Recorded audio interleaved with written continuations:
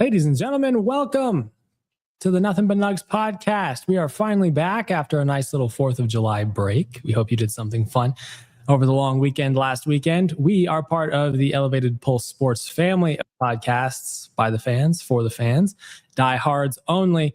And man, oh man, has there been a lot going on in the first week of free agency, or I guess first 2 weeks of free agency now that we've been off, huh, Eric?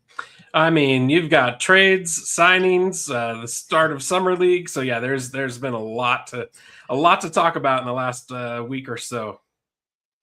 Yeah, dude, just unbelievable the amount of crazy stuff that's just going on. We got to dive right on into it, man. We're going to start off with some NBA news. But first off, if you're new to the podcast, welcome. And if you're returning, and it's been 2 weeks now, so it's been a while since our last episode. On our last episode, we kind of just recapped the draft and discussed some basic touch points that we wanted the Nuggets to hit in free agency. And, we're 2 weeks in, and it'll be interesting to see what Eric thinks about the Nuggets moves or potentially just lack thereof, or potentially planning something big. It'll be interesting to get his perspective on that, I'm sure. But let's start with some NBA news. Oh my goodness, man. The amount of star movement this offseason is pretty hype, pretty exciting. Okay, we can start with the obvious. Giannis to the Heat for 4 players, 3 firsts, a first round pick swap, and a second round pick. Dude, oh my goodness. What do you think that does for the Heat? I mean, I love it for the Heat. I like, I feel like for Milwaukee, that was just something that had maybe been a year overdue. I did see an interview with Giannis where he opened up quite a bit, where he talked about how nervous he is and how he's scared of change and things like that. So, who knows? Maybe he played a bigger role in him not moving sooner. But I think, look, this is clearly, I don't know if it shifts the power to Miami in the East, because the East is still pretty stacked. But it gives Miami a ton on the defensive side. And then, obviously Giannis is offensive production as well, but they're going to be a tough team to get through when it comes to defense. That's just what I think he's going to add to that team. Yeah, oh my goodness. I mean, for a Heat team that always seems to find themselves in or near the playoffs, just year in and year out, that's an absolutely massive move. They probably have one of the best front court tandems now in the league. Yeah. Now, obviously, they're still in the LeBron sweepstakes. We'll get to that a little bit later on, but there's still some depth probably at the guard that they want to fill out now too. I mean, they have Davion Mitchell, but I mean, if they had a decent quality guard, and I'm not saying Davion Mitchell's bad, but if they had like a slightly improved guard core, that is probably one of the best teams in the East. But at a bare minimum, they'll be able to compete in an Eastern Conference that tends to be pretty light year in and year out in terms of top-heavy competition. Obviously, the Pacers are also healthy now. They'll be coming back and being pretty legit and competitive. But for them to get a star like Giannis, it just feels like something that the Heat have earned pretty much over the last few seasons. I mean, they had the whole thing with Jimmy Butler. That was okay for a few years, but they really did need like that bona fide star to really give them the feeling that they could legitimately compete, not just surprisingly compete. So that was a great move for them. As far as the Bucks are concerned, I mean, the Bucks also send Bobby Portis to the Heat as well. They got back a lot of players. Hero and Jaquez, is that going to be a tandem of players who can help the Bucks sort of restabilize, as it seems like they're competing, officially committing to a rebuild now? Yeah, I mean, it's the beginning stages of a rebuild. I look, whether those guys are there to stay for the long term or not, that's, I guess, still yet to be seen. But look, Tyler Hero's a good piece. But I think that Milwaukee's still a long way off. I mean, they're clearly, even as it sits with, their current draft situation, I think they're probably still a lottery team next year as well. They're a few years off, and that's probably what's to be expected when you get rid of one of the most dominant players of his entire era, and you kind of move off from that. So, maybe a little bit of foreshadowing for what the Nuggets might see, 5-6 years down the line when eventually we reach a point, maybe it's longer than that, when Nikola Jokic decides to hang him up, and who knows how that will ultimately come to an end. But I think that's kind of where the Bucks are right now. Yeah, I would agree. I mean, we'll see how Tyler Hero's health plays out, but Jaquez is pretty solid, and so they get a decent quality young player. I feel like he finished top 3 in some category of voting, didn't he? Was it 6th man of the year, or was it something else? I think that's accurate. But I mean, he's another good piece, but I don't think he's going to be a guy that's going to lead them to, some sort of surprise playoff push this year or anything like that. No, probably not. So we'll see how that rebuild goes for Milwaukee.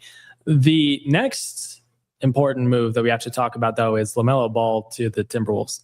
Oh, my goodness, man. So this Timberwolves team that's been built to stop the Nuggets explicitly has now decided to break up that trio of bigs that just gave the Nuggets trouble year in and year out. Because unfortunately, it's great that you can beat one of the best teams in the Western Conference. But if that's the only team you can beat in the Western Conference, you probably have some issues. And so, man, oh man, LaMelo to the T-Wolves in exchange for Naz Reid, a first, 3 swaps, first-round swaps, and 3 seconds. Oh my goodness. Wow. For a guy who's had health issues, but who has, at the same time, when he's been on the court, been one of the best players in the league. What do you think about this move for the T-Wolves and how that kind of impacts their rotation? Well, the T-Wolves are certainly going to look different. There's no question about that. My question is, are they going to be playing with 3 basketballs every game? Because I don't know how Ant gets enough touches with Ball handling the ball. It'll be very interesting to see how it all shakes out. Do I think they could make it work? Absolutely. Because they still, they now have 2 really good guards. Plus, they have some depth that they found during that last playoff run. They kept their big, with Gobert, and then they also, kept McDaniels as well. So look, I get it. They've lost Julius Randle, they've lost Naz Reid, but that's still a really good team, and they're still only a couple of years removed from being in the Western Conference Championship. So look, I think that, it'll probably take some time for those 2 to get on the same page, meaning Ant and Ball. But look, LaMelo is one of the best point guards around when healthy. And I think that could really be a piece that makes Minnesota, could push them over the top. Now, the problem is for them, and you touched on it, they were built to beat the Nuggets, and that was kind of their Super Bowl, their World Series. When they beat the Nuggets, yeah, they threw a big giant party, but then they woke up and realized, hey, we're still 2 rounds away from the finals, and where did it get them? So I think they needed to change. Changes needed to be made there. I really like how the front office was aggressive and saw that they needed to make moves and went out and made moves. I kind of wish the Nuggets would take a page out of that playbook. Yeah, absolutely. Well, that's the Tim Conley special, right? Making moves to, in theory, make the team better and practically make the team better, historically, at least with the Nuggets. Yeah, it'll be interesting, right? I mean, health, I think, is number one. Like, will they even get an opportunity to see LaMelo and Anthony Edwards on the court regularly? Because thus far in LaMelo's career, that just doesn't seem to be something that you would bet on. But assuming that they get them all out on the court, that's a very intriguing team that can really hurt you at all of the 3 levels on the basketball court offensively. I mean, you got Ant, who's just an incredible finisher, solid shooter. You've got Gobert in the paint, locking it down, defensive player of the year several times over. You've got LaMelo, who's got range up to what feels like the half court line. And so that's going to be a tough offense to stop. And then that doesn't even factor in Jaden McDaniels. It doesn't factor in Ayo Dosunmu. And I mean, look, the Timberwolves are going to be competitive if they're healthy. That is for sure. They still probably have some pieces that they need to fill out depth-wise. But right now, you're probably liking life as a Timberwolves fan more than you aren't, even though you gave up Naz Reid, unfortunately. Fan favorite Naz Reid. But I mean, to that point, the Hornets, man, they get Naz Reid in return. The Hornets, after sneakily getting into the play-in last year, are a completely different team this offseason. They got rid of LaMelo. They got rid of Miles Bridges. They're really just building around Con Kneppel. And so, I mean, for what that's worth, you get a guy like Naz Reid that fits in with a Hornets team that likes to take a crud ton of threes, man, and is one of the more high-powered offenses in the league. I think that's a good fit for Naz. And he officially gets his first starting gig at the NBA level. So I think it's probably a win-win for both sides here. John Morant to the Trailblazers for Jeremy Grant and Chris Murray. If I had told you that was going to happen in 2022, what exactly would you have told me?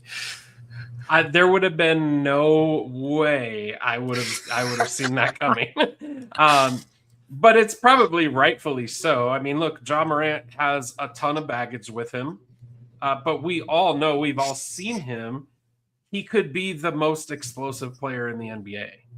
So I think Portland is willing to roll the dice on him to see, where things shake out. Because look, Portland is one of those teams we talked about that they're kind of sneaky good. They could be, I think, they were right on the cusp last year where they're kind of like I think a 7, 8, somewhere in there, maybe 6 seed. I can't remember, not 6, but maybe a 7 or 8 seed. Mm-hmm. And I think that could be something that they could use to kind of that momentum to really spring them forward, and if John Morant turns out to be a hit, you got Dame coming back.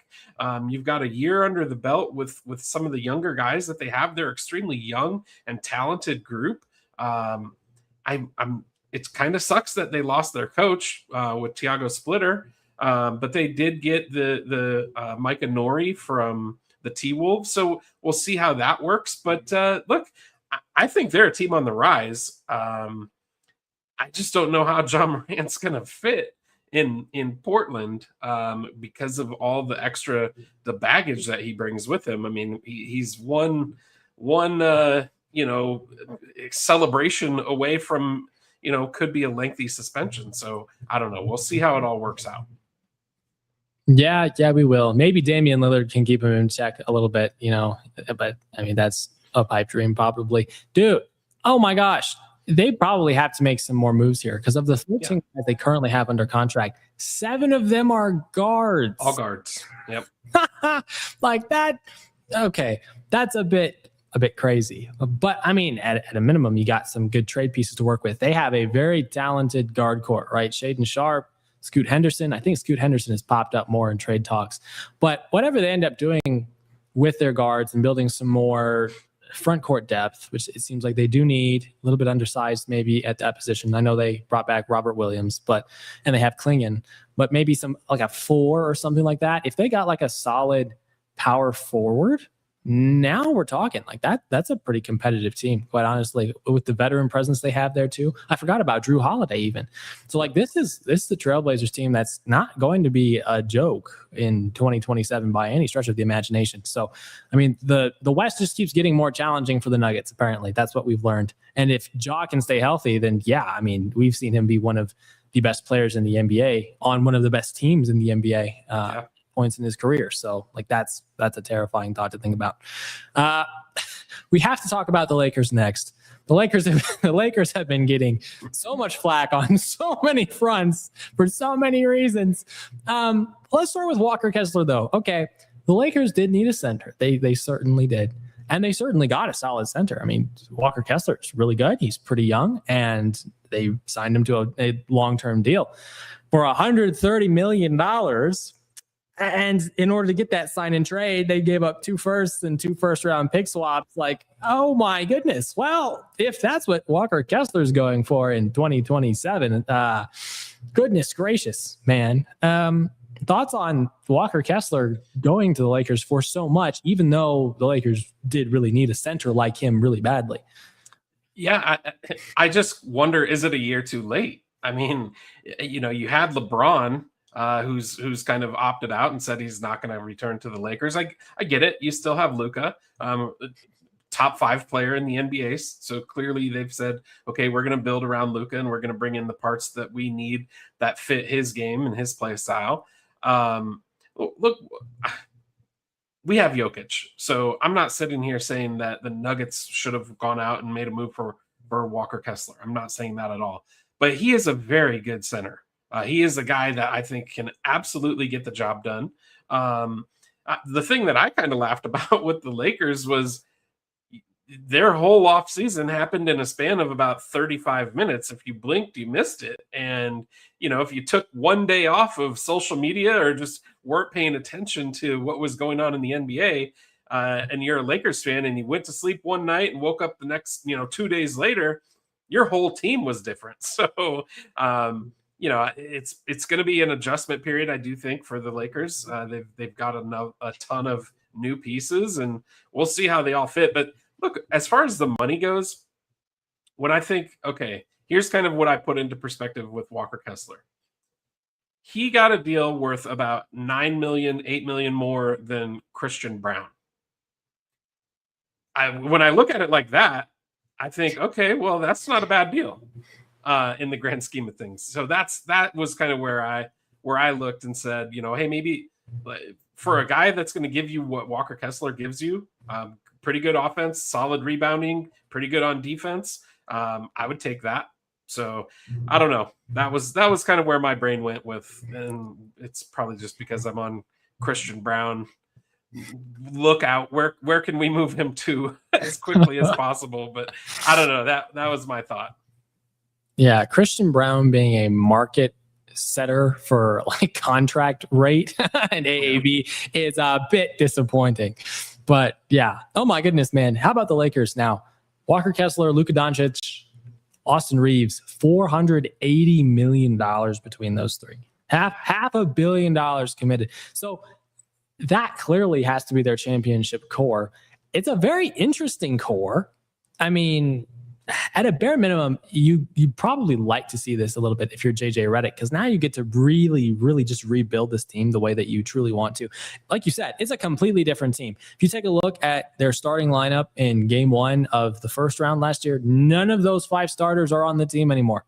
So it's literally a completely different team. And then they added new depth. I love Quentin Grimes. If the Nuggets had more cap space, I would have been like, that's my 6th man. I would love to go out and get him, but not at the price that the Lakers paid for him, and the Nuggets just can't afford it. So added quality depth there. Sandro Mamukelashvili. Wow. Okay. Yeah, I applaud you for saying it. Yeah, he had his moment. So we learned the name briefly last season. Yeah. Dude, that's a nice solid backup move for them. And I mean, they probably still have to make a move or so at the 3 to get their LeBron replacement. Because, I mean, Jake LaRavia starting at the 3 for you, not ideal. But, I mean, overall, it'll be a very intriguing big 3 to see play in the Western Conference, no less. Very, very interesting. But, yeah, interesting move for the Lakers. Do you think the Lakers took a step backwards, though, with kind of the way they move, or do you see them as moving forward? Because I always kind of look at the Lakers, even though they're not winning championships every year, I kind of look at them as a measuring stick in the Western Conference. And that's a good thing to do, I guess, because the last few years, they've always kind of just been there. Let's see. I mean, their starting lineup in the playoffs last year was obviously hurt. So if they were healthy, what would it have been? It would have been like Marcus Smart, Austin Reeves. Yep. Probably not even. It would have been like Luka, Austin Reeves, LeBron, Rui Hachimura, and DeAndre Ayton. Now it's probably something like Luka, Austin Reeves, currently like Jake LaRavia or something like that. And then Mamukelashvili and then Walker Kessler. They're probably worse as of right now. I don't think that the big 3 of that team can make up for losing like a Luke Kennard, right? Yep. Man who could step in and start, losing a Rui Hachimura. My goodness, like Rui Hachimura, really solid player at a forward spot. And obviously losing LeBron James, one of the best players of all time, even at age, 40 last season? Right now they're worse, but if they add like a solid athletic 3-and-D wing at like the 3, or just like a solid defensive minded power forward, that's an improved team in my estimation. Because then you got Colin Sexton, that's fine, backup point guard. And you got Quentin Grimes, that's a solid backup too.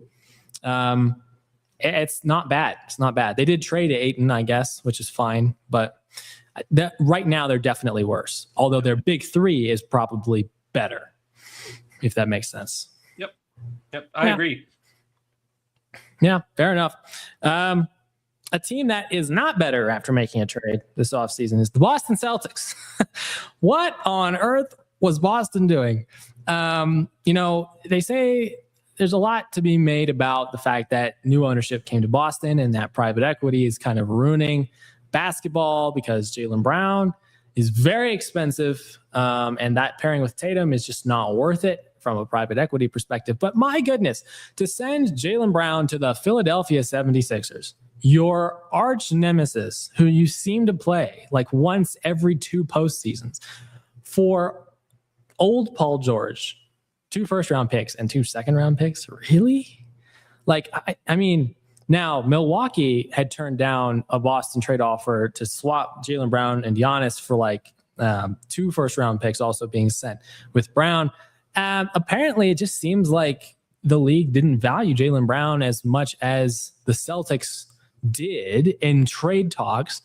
But it seems like no one really values Jaylen Brown, right? The Celtics wanted to get rid of him. The league didn't want him for the high asking price that the Celtics wanted in return. What do you think of that whole situation? I got a couple of things that I want to say on this. So, number one, you don't usually see Brad Stevens get fleeced. I think he did in this deal. That's just my opinion. You get an old Paul George. I just don't. He's whatever. Paul George is going to go down in NBA history as the guy who was traded for the absolute most throughout his career, and it's not even close when you do the breakdown. But it's astonishing that they traded him to Philadelphia, the team that just eliminated them from the playoffs. Let's not forget that. I can't imagine that there was a lot of like camaraderie there. So I'm surprised that he would be okay with going to Philadelphia, meaning Brown. But you mentioned something that was kind of where I wanted to go, and that was with regards to the NBA not wanting a piece of Brown. And that's where I think analytics has really come in and played a huge role in kind of shaping the way that teams go about building, that GMs go about building their teams. When you looked at, and there's an argument for both sides of this, because look, were the Celtics obviously last year, they didn't have Tatum, so they had to lean on Brown. And if they didn't have Brown playing last year, are they as good as are they even a playoff team? No, he was in the MVP conversation. He led them to a top 3 seed, if I'm not mistaken. For some of the year, they were number 2. So they were playing at an extremely high level. But when you start to look at the analytics and you see how ball dominant he is and how he doesn't get other teammates involved, he's like the opposite of Nikola Jokic. I get it that wins came with him, but I think from a general manager standpoint, a lot of GMs saw that and said, no, I don't know that he's the guy I want to build my team around, because he's not a team guy. It just doesn't appear. That being said, Philadelphia is a monster on paper now. They are absolutely loaded. I don't think that, they were appreciated enough. And look, they might not be done, because I've started seeing things around, potentially Embiid being moved. I don't know what they would get in return or where they're trying to shop him, but clearly they're in the LeBron sweepstakes as well. So, look, Philadelphia is a team that I felt they were really good last year, and you had a piece like Jaylen Brown, and who knows, the sky's the limit for them. It's kind of like the same thing with Minnesota, though. Are there going to be enough basketballs to go around? Because, look, the best player in my eyes on that team is Tyrese Maxey. And he's the guy who should be handling the ball and should have, the option to shoot first, and then probably Embiid, and then Jaylen Brown. That's just my opinion. Yeah, very interesting. It'll be interesting to see how they manage all those different personalities. But man, yeah, that 76ers team, dude, Maxey, Edgecombe, Jaylen Brown, Joel Embiid, and they're still not technically done. I mean, they added Dean Wade too for a solid 3-and-D presence, but wow. I mean, talk about an absolute turning of the tables. I mean, I think because Philadelphia had like a bottom 4 seed in the playoffs last year, that was mostly due to injury, I think. Yep. As it seems to be a lot of years for them, especially considering Joel Embiid has a lot of injury issues. But if they're healthy, at least for most of the season, that's a really competitive team. Really competitive team. And considering they have injury issues, Jaylen Brown might end up getting to be that sort of 1A, one type of player on his team anyway. So we'll see how that all goes down. But yeah, very interesting to see that duo of Brown and Tatum break up the way it did. And I think under the old CBA, I'm not sure that would have been the case. That's one thing that I think I've kind of just not enjoyed about the league over the last few years. They've tried to make the landscape more competitive by breaking up these competitive teams so that we don't get any more of those Golden State Warrior type dynasties. But I kind of liked the Golden State Warrior type dynasties because it kind of gave the league something to aim for. It's like, how good do we actually have to be in today's day and age of basketball? And so for me, I mean, that's all I compared the Nuggets' growth to. I was like, how well can they compete compared to Golden State? I used to love turning on the Golden State Nuggets games, not just because we were playing Golden State, but because I was like, okay, how close are we to being able to theoretically compete with this team? And so it was cool to have that type of standard for like a solid 5, 6, 7 years. But for whatever reason, they just decided to ruin that sort of teammate continuity, fan-based continuity, just enjoying the fact that this team is good, seeing how long it lasts. Can it last longer than any other dynasty in history? That was fun. But I mean, to break up a duo of like Tatum and Brown after 10 years, primarily for financial reasons and secondarily for probably team fit reasons, it's just like that feels so forced under the new CBA restraints. And so I'm not a huge fan of that. Yeah, it's kind of what made the NBA the NBA. It's kind of what separated them from the other professional sports leagues in America was the fact that you could draft a bunch of guys potentially and maybe bring in a free agent and create this dynasty type of team that could go on a run. I mean, I know we point out the Warriors because they're the most recent, but even if you just look back throughout the history of the NBA, dynasties are a thing. You've got the Lakers and the Celtics and the Bulls and the Pistons. And, you fast forward into the later, the more recent years, you've got the Warriors. So I think that's one of the things that the NBA has stood on for generations is like, hey, we have the ability to create these dynasty type teams. And now you're exactly right. I get it that they want to kind of, level the playing field and make things more, competitive across the league. But there was something to be said about being able to watch a team just go on this historical dominant type of run. And if you were lucky enough to be a fan of that team and enjoy the ride, I mean, man, how fun was that? So, yeah, I think those days are probably gone with the new CBA, though. I think you definitely are right about that.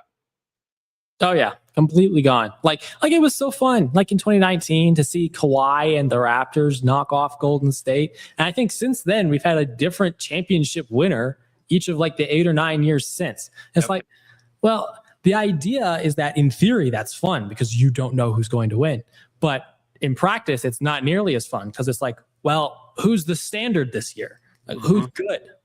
So it kind of just makes watching the league a little bit more boring. It's like, well, I don't know who's good. I don't know who I'm comparing this team to. This team that seems good, but might not be as good as I think they are. So yeah, kind of a flop there. Speaking of the Raptors, though, this is the last piece of NBA news that we'll talk about before we dive into our Nuggets. Kawhi Leonard to the Raptors, probably. So the news, was that a few weeks ago, or maybe a few days ago at this point, the Raptors and the Clippers agreed on a trade that sent Kawhi back to Toronto in exchange for Brandon Ingram, Grady Dick, 2 first-round picks, a first-round pick swap, and 2 seconds. But the NBA is still investigating a Kawhi Leonard situation with the Clippers from a few years ago that had to do with the Clippers potentially giving him some sort of backdoor form of payment through company that ended up getting shut down. But there's an investigation still going on regarding that situation to see if the Clippers broke any NBA rules. And so that trade has actually been put on pause. Assuming the trade goes through, what do you think of that trade? Kawhi going back to Toronto and then the return that the Clippers got?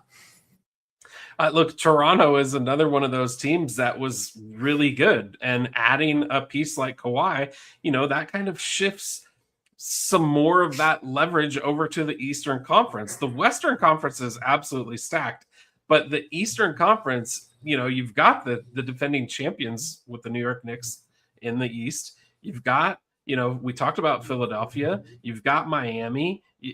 If this deal goes through and you get Kawhi over in Toronto, now you've got Toronto. So you've got a really good group of teams that can all put together potential championship run.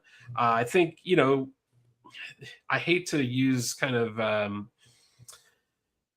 that story is really weird as far as what the backdoor dealings were happening with Kawhi. It's like this tree company that was created as a shell company where they were making payments and, but I think there's even ties. Like, I don't know how far the NBA is willing to go to kind of unwind that, because I think there was even ties back to when they traded Shea to OKC and all that kind of works into that deal. I don't think the NBA is just really ready to go down and go through that whole mess. So I wouldn't be surprised if we, in the coming days see however they want to spin it, they're going to let that trade go through, because I do think, what we just talked about with the new CBA and kind of making the playing field level, I think that's what they want to see. And certainly moving Kawhi to the Eastern Conference, I think helps with that. I don't know, just my 2 cents. Yeah, no, I agree. And then on the Clippers side, they improved their wing depth. Obviously, Brandon Ingram's not a bad player. They still have Benedict Mathurin, I think. I don't think he's officially under contract though yet. And he's like Peyton Watson. He's restricted. So they're kind of doing essentially the same wait and see type of game with him. Yeah, exactly. So interesting to see how that shakes out. But they also have Darius Garland, right? Very interesting situation for the Clippers. Clippers kind of feel like they're rebuilding.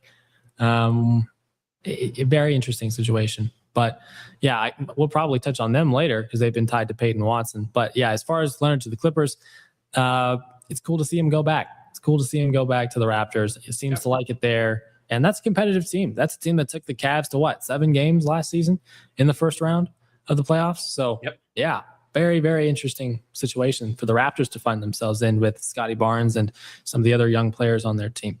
Okay. Now it's time to talk about the Nuggets. We left the Nuggets to this part because the Nuggets really haven't done very much. So there's only some speculation to talk about, really. Some basic updates.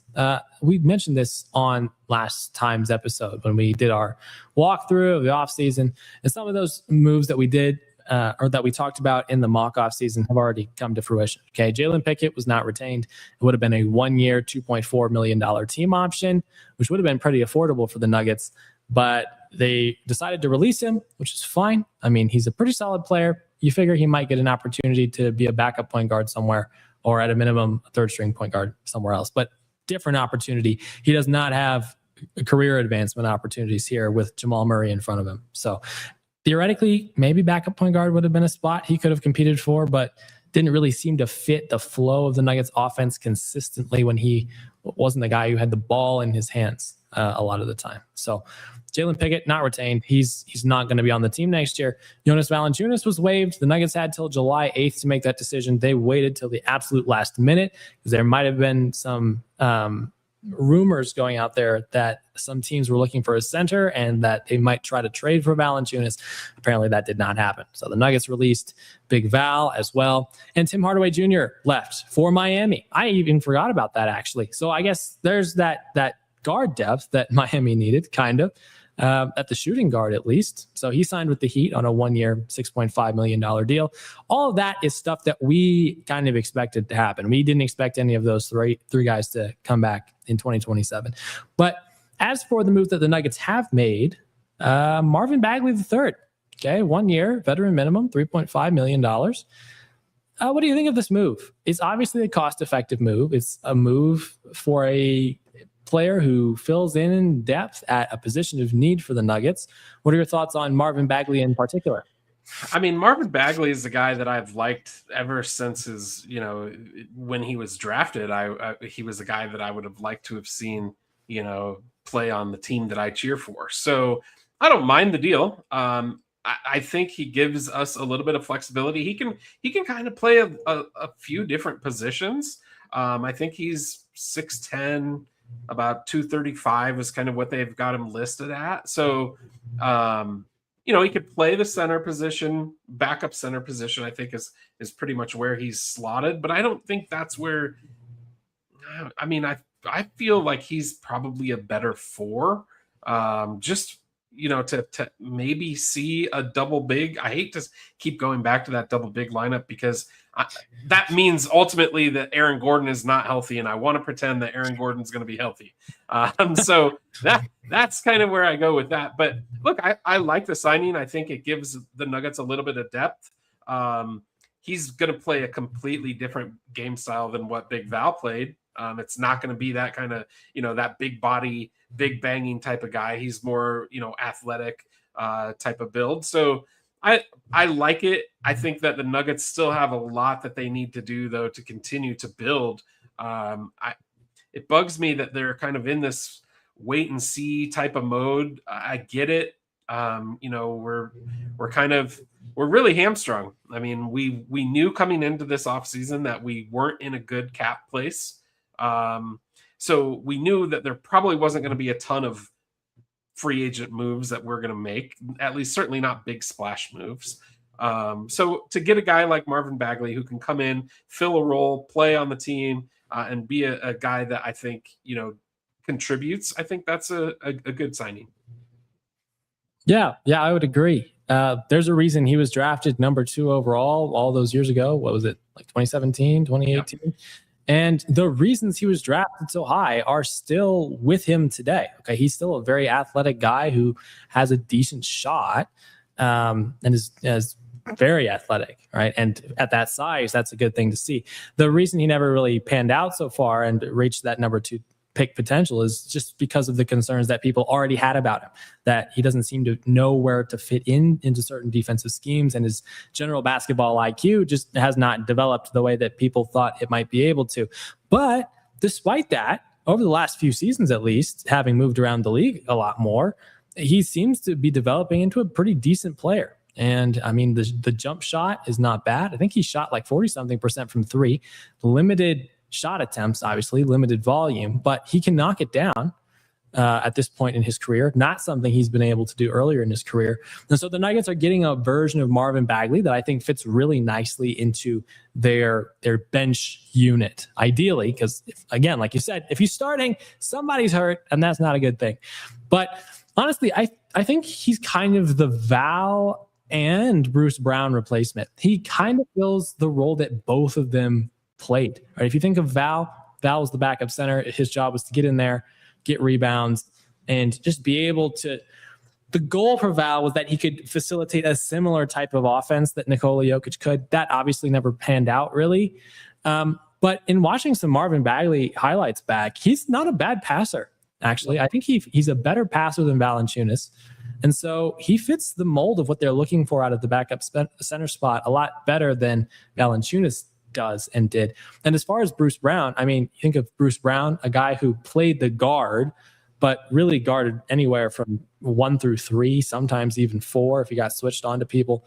Didn't take a lot of threes, lived in the paint mostly, had a little floater. It's the exact same thing with Marvin Bagley. Okay, takes threes occasionally, has that nice little floater. Most of his shots are in the paint. And so it feels like a solid combo move for the Nuggets here. Not only do you not spend much money, but you also get a guy who can fill the role of 2 different players who were on your team last year, especially since Bruce Brown has really not popped up in any free agency news that I've seen about the Nuggets recently. He's still a free agent. I haven't heard any news about him coming back to Denver. So I would assume that that's off the table. for now. And the Nuggets don't really need two guard depth necessarily, because Strawther is about that point in his career that he needs an opportunity to play consistently. So yeah, Marvin Bagley, like that. Apparently the Nuggets listen to nothing but Nugs, man, because they re-signed Tyus Jones as well. Another veteran minimum, 1-year contract. I mean, we suggested that they should do that, right? He showed some decent flashes last season in limited playing time. What do you think of that re-signing? Yeah, I think he is a professional backup, and I think, and that's not to be a slant towards him. That's a compliment. He is a guy who's going to come in. You know exactly what he's going to do. You know exactly what he's going to give you, and that's what he is. I don't mind that he's kind of who we've turned. Look, if it's him or Pickett, I said this on the last show. I'm okay with going with Tyus Jones. I just am. Pickett never flashed for me. He never showed me, anything more than just kind of this basic guy. And if we're just going to have a basic guy, then give me a guy who's a veteran that I know can go in there and do the job when there's pressure. Because we've run into that. And clearly, over the last couple of playoff seasons, they weren't going to put Jalen Pickett in. I mean, there was a reason why they went out and signed Tyus Jones at the end of the year last year. It's because the confidence level that they had, I believe, in Pickett just wasn't high enough to put him into those pressure type of situations when they needed to, have a backup point guard come in and get some minutes. So it's not a move that's going to, blow the roof off the Pepsi Center at any point in time, I'm guessing. But look, when you can get consistent play from your backup point guard, I think that's a big deal. Yeah, and the Nuggets have needed that, right? That's why they signed him at the end of last year. That's why they re-signed him now, obviously. Look, he's a great facilitator. Obviously, he didn't have much time to acclimate to the Nuggets offense last year. And just generally over the last few seasons, his offensive production kind of tailed off. But there have been seasons where he was a really solid 3-point shooter. I remember watching the Suns play the Nuggets with Tyus Jones and being like, why are you letting Tyus Jones make 4 threes against you? What's going on here? And so in theory, the Nuggets are getting a guy who's not going to be a great defender. Okay, he's small and just is not known for that. But they're getting a guy who's a floor general. He can run the backup unit, and I mean, he's a solid facilitator. He just is a solid, like you said, he's a solid backup point guard, which is what the Nuggets need. And so I have no issues with that signing. It's cost effective, and it'll be interesting to see what a Tyus Jones, who goes through the full offseason regimen with the Nuggets, can give the Nuggets at any point really during the 2027 season. So not a bad move. I'm not sure if you heard this news today. Maybe you did. It was making its rounds on social media, but the Nuggets apparently are trying to target a 29-year-old, 6'7" EuroLeague Defensive Player of the Year named Alpha Diallo. Okay, I think he played college basketball in Providence in the late 2010s. But he's been playing in EuroLeague, and like I said, he won Defensive Player of the Year last year. He averaged 11 points, 4 rebounds, 2 assists, 1 steal per game, roughly. Shot 59% from the field last year, only 32% from 3.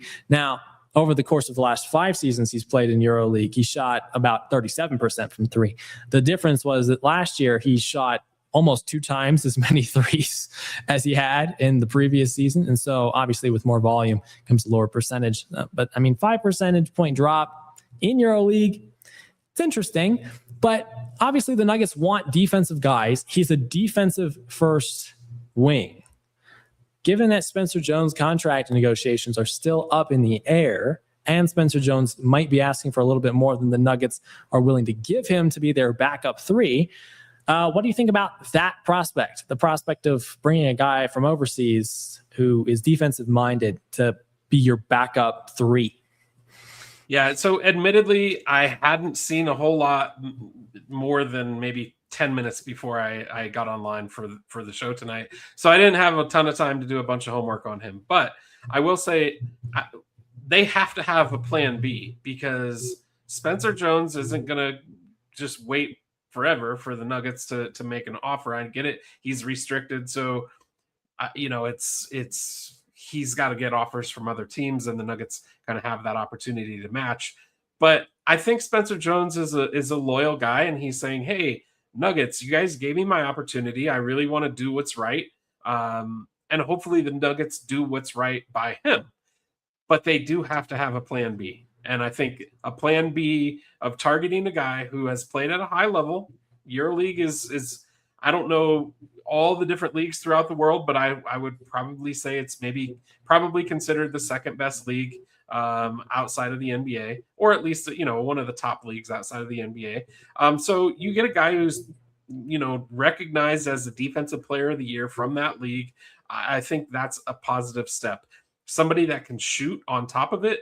Look, I mean, that's Spencer Jones, right? You're getting a guy that can play defense and can shoot a little bit. So I think it's a perfect plan B. Now, can they get him? Obviously he's not being. I haven't heard his name thrown out in free agent talk, so I don't know that he's highly coveted or targeted. But can they get him, at a cheaper deal than what they get Spencer Jones for? If that be the case, then maybe it's worth considering and looking at. Yeah, this is true.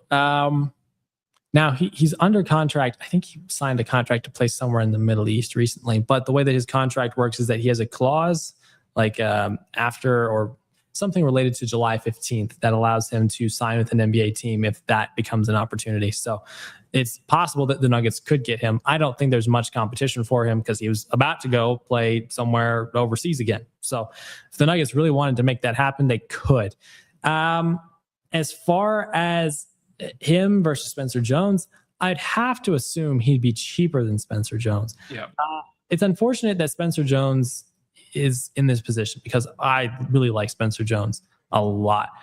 Complete revelation, right? He came out of nowhere, undrafted free agent, played summer league, performed really well, got an opportunity at the NBA level, and just was a very locked down defensive dude who could knock the three in. He's the exact guy the Nuggets need on their team and need to retain. And so losing him and getting a guy like Diallo, I mean, EuroLeague is probably one of the better leagues in the rest of the world, probably the number 2 league.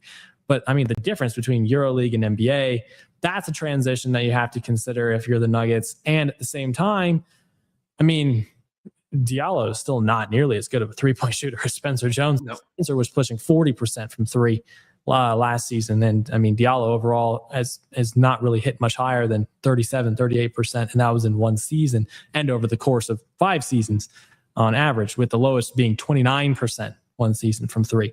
So there's just so many variables there. That's definitely not a swap I'd willingly make. But if the Nuggets absolutely found themselves in a position where they're like, Spencer's asking for like $8 million, $9 million a year, we feel like that's too much.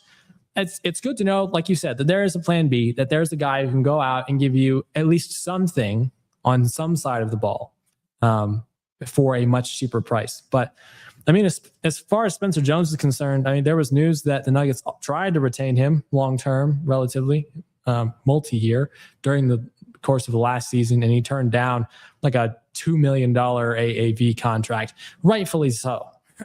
He knows that in this market, he's worth a lot more than that. So he's currently fielding offers from other teams. He is a restricted free agent. He did admit in his LinkedIn post, dude loves LinkedIn. He admitted in his LinkedIn post he could potentially play for another team and that he's evaluating all his options. So it's no surefire guarantee that Spencer will be back next year, which is unfortunate. But as far as another wing, 2 other wings that we have to talk about, Peyton Watson and LeBron James. Let's start with LeBron, honestly. That's the more exciting topic. Obviously, the news was that LeBron is not returning to the Lakers. He informed them that. And there are, at this point in time, really 5 or 6 teams that are considered in the LeBron sweepstakes still. Those teams are the Heat, the Cavs, 76ers, Timberwolves, the Nuggets, and the Golden State Warriors. I'm going to start with you on this one before I share my perspective on this. Of those 6 teams, given that LeBron has explicitly communicated that he's not necessarily focusing on money, he's entirely pretty much focusing on which team gives him the best opportunity to win a championship. Which of those 6 teams In your least Nuggets fan biased opinion, gives him the best opportunity to win a championship at age 41? I mean, if I had to put them in order, I would probably start with the Heat, to be honest with you. I mean, they have pairing LeBron and Giannis together with Bam Adebayo and what all the other pieces that they have. I mean, my goodness. I think the Nuggets are probably somewhere in the middle of the pack, to be quite honest with you. I don't think they have the depth that LeBron is probably looking for, but they're starting five. If you put LeBron into that starting five, that's as good as it gets. I think they could absolutely win a championship, but you could say the same about every one of those teams you listed. If you add LeBron to that team, they're championship caliber roster. I think Philadelphia's name has got to only be in there because of the things that have transpired in this offseason. I can't imagine Philadelphia actually being able to land LeBron. If we do that, then they really better start playing with two basketballs because there's not enough balls to go around. But I think the biggest thing for the Nuggets, obviously the biggest draw to having LeBron come to Denver, is the fact that you can pair him next to Jokic and just have, honestly, probably the top two basketball IQ guys that we may have ever seen in the league ever. And that's not hyperbole. That is those two guys really have separated themselves from a basketball IQ standpoint from everybody else who's really ever played the game. So I think that's the thing that could now look. I've heard rumblings about going back 8 or 9 years ago when LeBron was going through his free agency phase before he went to the Lakers. And there were the quietest of rumblings back then that the Nuggets were a possibility. And I think that that's because of the relationship that LeBron has with Josh Kroenke. They're admittedly friends. They spend time together during the offseason. So look, could that be something that is kind of a secret draw? Yeah, maybe. Here's the other thing. I think this kind of goes a little bit unsaid. Have you noticed what LeBron James has been doing over the last year, 6 months to a year? Everything you see on social media with LeBron James, outside of like his working out, which his workout regimen is ridiculous, but that guy he has caught the golf bug. That's why I think Miami, because he has the ability to play golf every single day without any hesitation. If you come to Denver or some of those other cities that we mentioned, they have a winner. And I get it. I've played golf in Denver in December and in January this year, but that's not going to be every single day. And I think that's kind of what gives the nod to the warmer cities for LeBron. I hate to say it, I would love to see him suit up on the Nuggets for 1 year and just give it all we can to see if we can make a run with him. But I think that might be a pipe dream. Yeah, it probably is, unfortunately. Now, I'm going to do the same thing. I'm going to rank the teams in the order that I think, based on his stipulations, would give him the best opportunity to win a championship. It's going to be between the Heat and the Cavs for me for number one. First off, fundamentally, all the Western Conference teams are going to be at the bottom of my ranking. Why on earth LeBron would want to stay in the Western Conference when he knows he has to compete against the Spurs and the Thunder and likely has to beat both, or at least one of them, in order to get to the finals again? I have no idea. Doesn't make any sense at all. And so I can't imagine he'd want to stay in the West if he envisioned winning significantly. Golden State, out of the picture in that regard. Like, Golden State would be the very fun team for him to go to because it'd be him, it'd be Steph, Jimmy Butler, it'd be, who else is on that team? Al Horford. It's just all the old guard kind of just giving one last hurrah, but they don't have a chance to beat either the Spurs or the Thunder. Quite honestly, they don't have the ability to beat the Nuggets either. I think if the Nuggets are healthy, they probably can't even beat the Timberwolves. You know, the Timberwolves have a very athletic, solid defensive team. So I don't think that Golden State team would be able to compete. So we're going to put Golden State at the bottom of this list at number 6. Honestly, number 5 is going to have to be, it's probably going to have to be the Nuggets for me, unfortunately. That starting lineup, incredible, right? I mean, Jamal, Christian Brown would probably have to go to the bench. I'd probably start Cam Johnson at the 2 over Christian Brown. That would be interesting to me. Then LeBron at the 3, AG at the 4, and Jokic at the 5. Like, that's a solid team. I think that's a team that could go toe-to-toe with the Thunder and the Spurs. But it's just, there's just not enough depth there, and it's just going to be hard. I mean, the 2 greatest basketball IQs, arguably of all time, on the same team is cool, but it's just going to be hard. I don't know if the Nuggets have enough depth simply just to keep up, enough athleticism to keep up with those other teams. That's why I put the Timberwolves at 4 here, because I think the Timberwolves have a lot more athleticism. The Timberwolves took the Spurs to 6 games. I thought for a brief moment in time that the Timberwolves could beat the Spurs in that series. That did not obviously happen. But I mean, if they're healthy, since the Timberwolves and Nuggets both have health concerns now, if the Timberwolves are healthy, you have, like I said earlier, that solid 3-level attack that they have. And LeBron fits really nicely into that as a facilitator, especially at 41 primarily now. I mean, LaMelo with Ant, with LeBron, with McDaniels and Gobert, dude, that's a solid starting 5 for sure. That's a starting 5 in the West that could compete with the Spurs and the Thunder, but it's still going to be tough. And so I can't imagine LeBron would want to do that to himself. Now we get to the Eastern Conference teams. I'm going to put the 76ers at 3rd here. If anything, because there's just a lot of change going on there. Jaylen Brown being on that team and LeBron being on that team for the first time together. Very interesting combination for sure, especially since you have Maxey and Embiid. That, I mean, like you said, there's just so many. You need too many basketballs, man. That's an interesting team to try to put together. It would be a good team for sure. But a lot of primary ball handlers on that team. Maxey in particular needs the ball in his hands to be maximally effective. Embiid, assuming he stays healthy, also kind of likes to have the ball in his hands. Jaylen Brown, obviously, like we talked about earlier, just needs to have the ball in his hands to score 28, 29 points per game. So LeBron would definitely be a massive facilitator there. But that's a team that's going to play an awful lot in the paint. And so I don't know. I mean, I like the Knicks' depth a little bit more and the Knicks' ability to score from all 3 levels more than I like that 76ers team. Okay, so 76ers are 3rd. Between the Heat and the Cavs, it's almost a toss-up for me, honestly, man, because like the Cavs were just in the Eastern Conference Finals without him.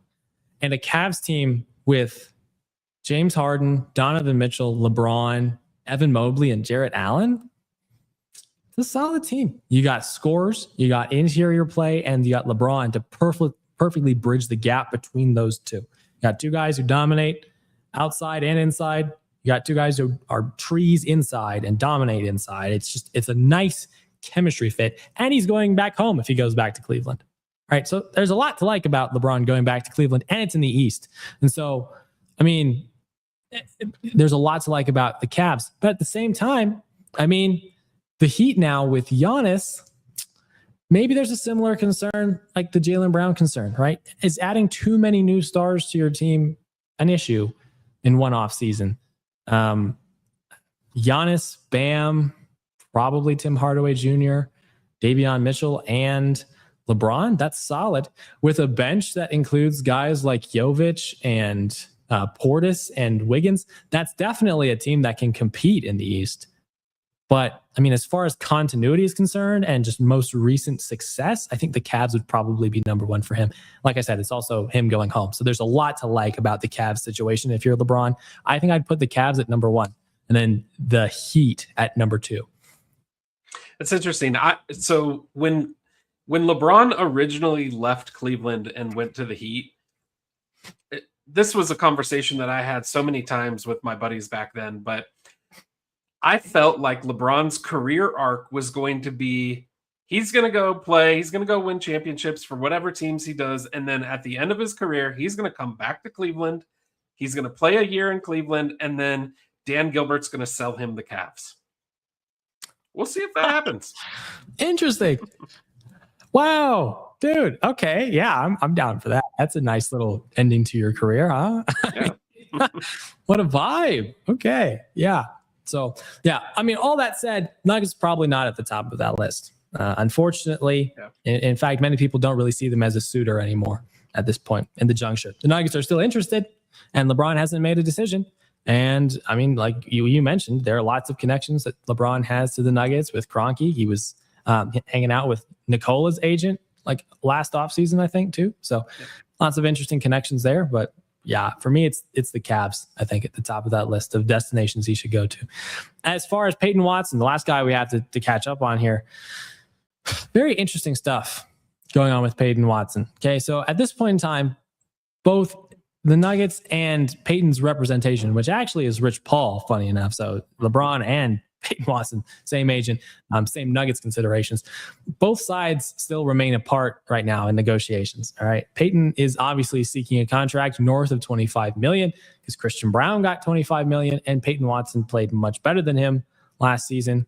The Nuggets claim that they're going to match any offer sheet, even up to like $30 million per year for Peyton Watson, which is an interesting approach, right? Because it's like if Peyton wants more than 25, surely you could find a way to lock him in for 30. Why would you wait for another team to give him an offer sheet to do that if you really felt like he was that valuable to your team, even if you felt like you were overpaying for him?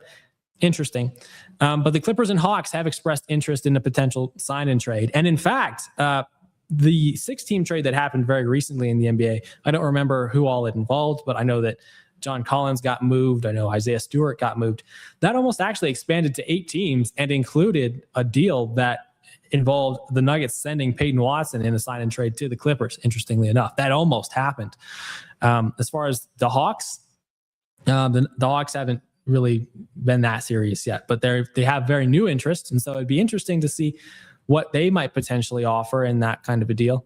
But as far as I've seen, the Nuggets are trying to get some sort of, if they were to sign and trade Watson, they're trying to get some sort of Walker Kessler kind of deal in return in terms of draft compensation for Peyton Watson. And that is pushing teams away right now for sure. No one's going to fork over 2 first-round picks and 2 first-round pick swaps for Peyton Watson right now. That's just not happening.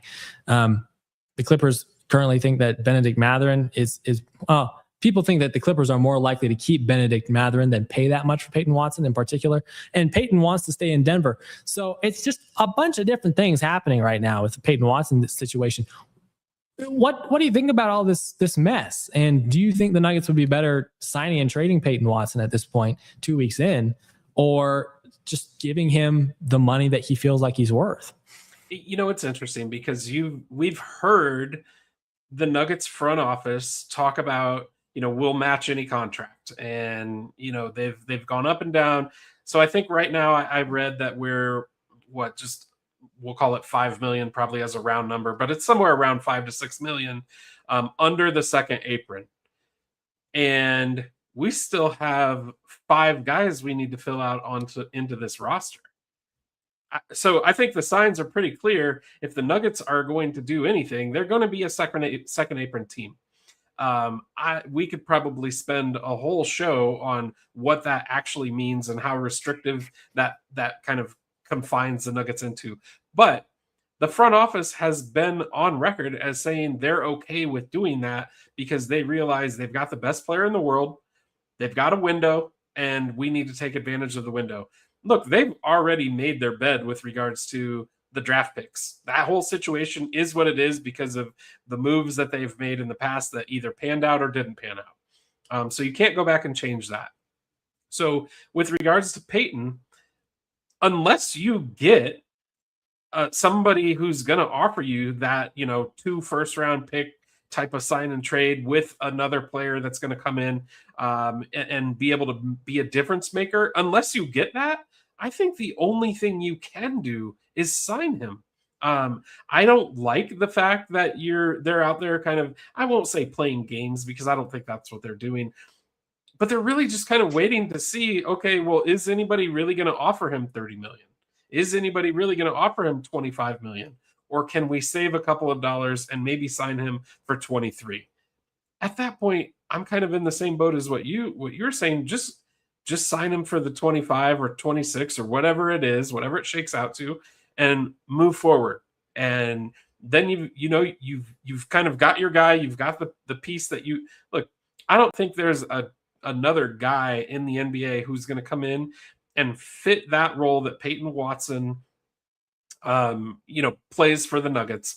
That's going to be part of a sign and trade deal. I just don't think you're going to get back the type of guy that Peyton Watson could grow into and could become.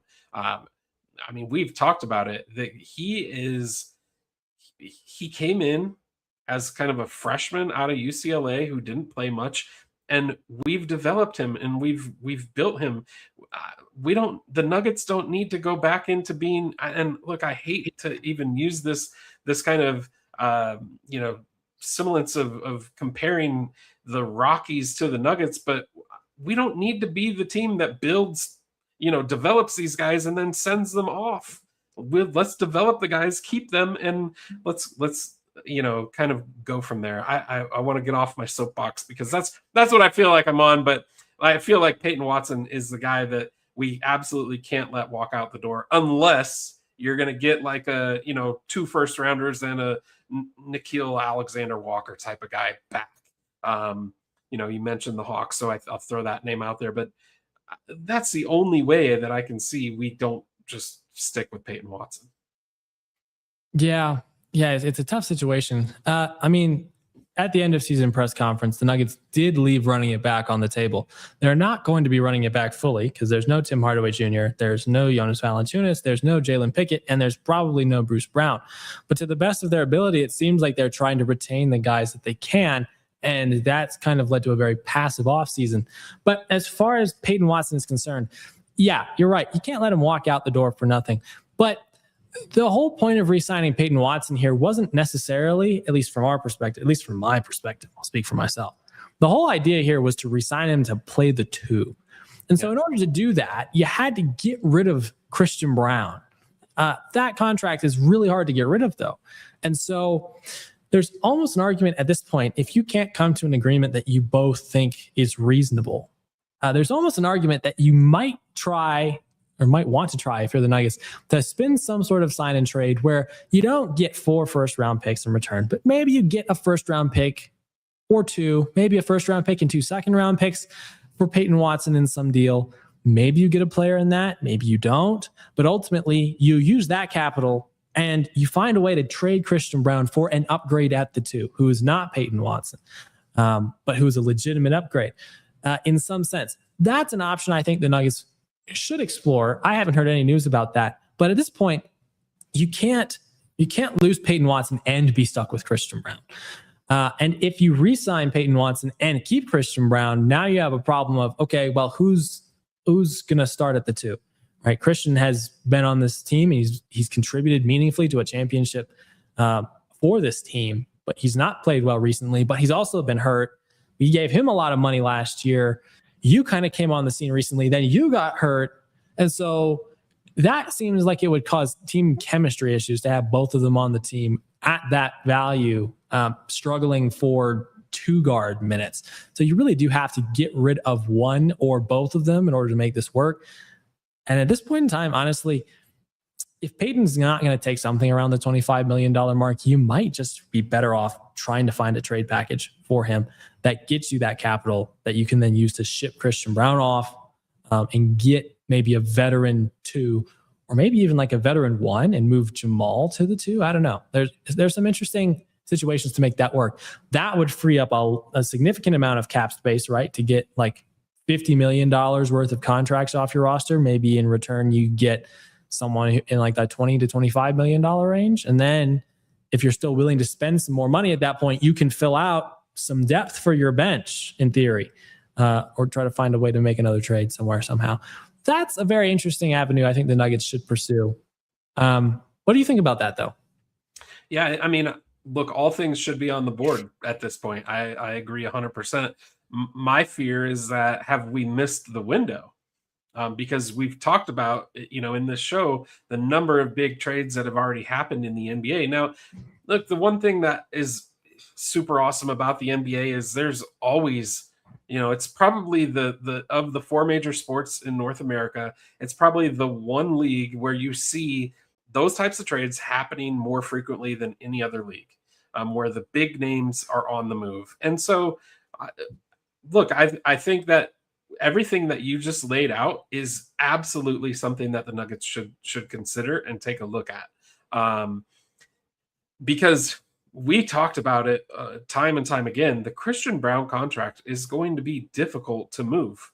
It just is, because he's not a guy that can create a shot. He's a slasher. He's going to be able to run on the fast break. But in today's day and age in the NBA, are they, is that what teams are looking for, at a $25 million or $20+ million price tag? I don't think so. And clearly the market has said, no, that's not what teams are looking for. So, I think that the Nuggets have put themselves into this predicament. I, I know that we kind of have like this two-headed approach where we've got like a vice president of basketball operations and then a executive vice president of player personnel, or however the Nuggets front office shakes out. It makes me wonder, would the Nuggets be better off just having a single general manager who makes these types of decisions? So there's a lot up in the air with the Nuggets right now. And it kind of sucks being a fan of the team where everything is so up in the air. I mean, here we've had, the first game of the summer league tip off today, and, kind of watching some of the guys on the summer league team. And it's like, well, we have a couple of guys that we drafted, and are they going to be penciled into our lineup? Because then, if you look at what's his name, Brazil and Hopkins, both seem like fine players, but are we really going to have two rookies, as depth pieces on this roster? Because I mean, they can't. There's just not enough money for them to go out and spend to bring in a ton of pieces. So I think that's kind of what they're up against and what they're weighing right now. Yeah. Yeah. It's super interesting. Yeah. We'll see what they do with it. I came across a post earlier today with two potential mock trades that might be interested in, or that might be interesting. Let's take a look at those real quick, I guess, as we wrap up our episode. Well, I think we can just talk about Summer League as a whole next week after they played some more games. We were going to talk about that today, but we just had so much fun talking about free agency that we already run like 13 minutes over. So as far as the Clippers potentially in a potential mock trade, how about this trade that would also involve the Raptors in like a rebuilt Kawhi trade type of fashion? It would be expanding to 3 teams. And in this deal, Kawhi would go to the Raptors, Brandon Ingram, Grady Dick, and Peyton Watson, and a future Toronto first-round pick would go to the Clippers. And the Nuggets in return would get Derrick Jones Jr., a Toronto 2027 first-round pick, a 2030 Toronto first-round pick swap, and an LA future first-round pick. Like that's a deal I think if I were the Nuggets, I would take immediately. I mean, Derrick Jones Jr. at the 2, that's an established guy in this league, super athletic, 3-and-D player, established. I like that decision. And you get 3 first-round picks in this deal. Like, that's good capital that you could potentially move off of a Christian Brown with. What do you think of this potential mock trade? I do like that. It sucks to lose Peyton Watson, but you're exactly right. The only way you're going to be able to move off of Christian Brown is if you have draft capital to move him. And I think we saw that. It wasn't Christian Brown, but I think there's been enough leaks now to where we can probably say that the Nuggets were in the conversation with the Jaylen Brown discussions with Boston. It seems as though they may have offered, the Cam Thomas and Aaron Gordon. Now, this is speculation. I don't know that this is 100% verified or anything like that. But the word is that the Nuggets just weren't really ever in consideration because they didn't have draft capital to go along with the players. So there's only one way you're going to be able to get draft capital back, and that's for, kind of a sign and trade type of deal with Peyton Watson. Um, as far as Jones Jr., you nailed it. Established guy. I think he's kind of the same build as Peyton Watson, as far as kind of lengthy, plays pretty good defense, is definitely a 3-and-D type of guy. So I think he would fit right in perfectly, in that kind of Jokic, Jamal Murray triangle. Look, I wouldn't be mad at that move. I think that would be something. Anytime you can get, that type of draft capital back, I think that's a positive. Yeah, for sure. I'm digging into something really quickly here. Okay, interesting. We'll get to that in a second. As far as the Hawks' potential mock draft or mock draft, Peyton Watson would go to the Hawks. Okay, in return, this is also a 3-team trade. Zachary Risache would go to the Bucks with Buddy Hield, and the Nuggets would get Kevin Porter Jr., a Milwaukee 2027 first-round pick swap, an Atlanta 2030 first-round pick unprotected, and an Atlanta future first-round pick swap. What do you think of this deal? I think I personally like the first deal a lot more than the Kevin Porter Jr. deal. We bring a Porter Jr. back to Denver. I mean, so for what that's worth. What do you think of this? I think the only thing that is better in this deal is the pick swap with the Bucks. I don't know if there would be some protection there for the Bucks, but clearly the Bucks are in a rebuild mode right now, so that draft pick would probably be pretty high. So there might be some value there. I really haven't looked too much forward into the crystal ball to see what the 2027 draft looks like as far as strength goes, but I agree. I think I like the Derrick Jones Jr. better than the Porter Jr. rerun. Yeah, for sure. This is something I agree with. It'd be very interesting. Now, if the Nuggets were to get Derrick Jones Jr. in a trade like that, Derrick Jones Jr. is only making about $10.5 million in 2027. So instead of paying Peyton Watson about $30 million a year, you're going to be paying Derrick Jones Jr. $10 million. Now, he's a free agent after the next season, but maybe you try to retain him. Maybe you do, or maybe you just go out at that point in time and look around the market, because maybe the free agency market for 2028 looks better at the 2-guard spot. Then maybe you find a way with those assets you acquired, like I said earlier, to get Christian Brown to a different team, and maybe the collection of guys you bring back is a net something similar, like a net $10 to $20 million cheaper than having to pay, probably not $20 million cheaper, maybe about $10-ish million cheaper than having to pay Christian Brown like $25, $26, $27 million, and so on over the next few seasons.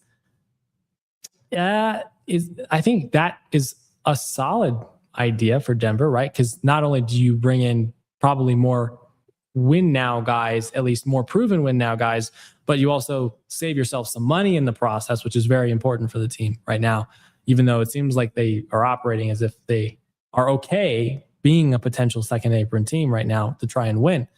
I don't know. Any thoughts about that? Well, I think the other piece that we just have to kind of keep in the back of our minds is, now for essentially 2 summers in a row, we've had Nikola Jokic say, I'm going to wait a year to sign my extension. Now I get it. The longer he kicks that down the road, the bigger extension that dollar extension gets to be. But we've seen, with the Jalen Brunsons, and we actually saw with Wemby today, guys, instead of taking that absolute max extension, they're taking smaller dollar deals to be able to continue to build, the team around them. I don't know that that's something that Jokic is going to want to do. And so this is where the Nuggets front office kind of has to tread carefully, because you want to put out the face that you're putting your best foot forward. We're trying to build a winner around you, and we're trying to, keep the big guy happy essentially with the guys who are playing around him. But they also can't shoot themselves in the foot trying to guess what Jokic is going to do, in the coming years. I mean, all signs, you have to take him at his word when he says he wants to retire a Nugget, but who's to say? We've seen weirder things in the NBA happen. So I don't know. That to me is just the piece that we have to keep in the back of our mind is, hey, we do have a really large extension looming next year with Jokic. Is that something we're going to be able to afford if we make the moves this year? That even whether they pan out or not. Yeah, this is true. Yeah. How about the contract he's eligible for next year? 5 years, $359 million. Oh my gosh. That's a 71. That's like a $72 million AAV. Oh my goodness. Wild. So yeah, I guess finances also start to get a little bit more worrisome next year too, which is all the incentive, right, to make some of these moves, to move off of guys like Peyton Watson, who might be asking for more than they're worth. Especially given that he was hurt towards the end of last year. It's like you already paid way too much to a guy who got hurt in one season. Do you want to really risk making that mistake again, even though he was good? And at the same time, you get to bring in some veteran players who can compete for you and fit in the mold of what you need. So very interesting considerations for the Nuggets to make here. Obviously, we'll be back next week to talk about whatever they've done at that point. Maybe we're talking about a Christian Brown trade. Maybe we're talking about a Cam Johnson trade. Very interesting stuff potentially around the corner. Or maybe we're just talking about Nuggets Summer League because the Nuggets sit on their hands for another week. Always a possibility. But, I mean, this was a good episode, my friend. Thank you for hopping on yet again. Thank you to everyone who's listened to this episode. We hope you enjoyed the discussion. Obviously, feel free to drop your comments in the comments section. But until next week, take care and go Nuggets.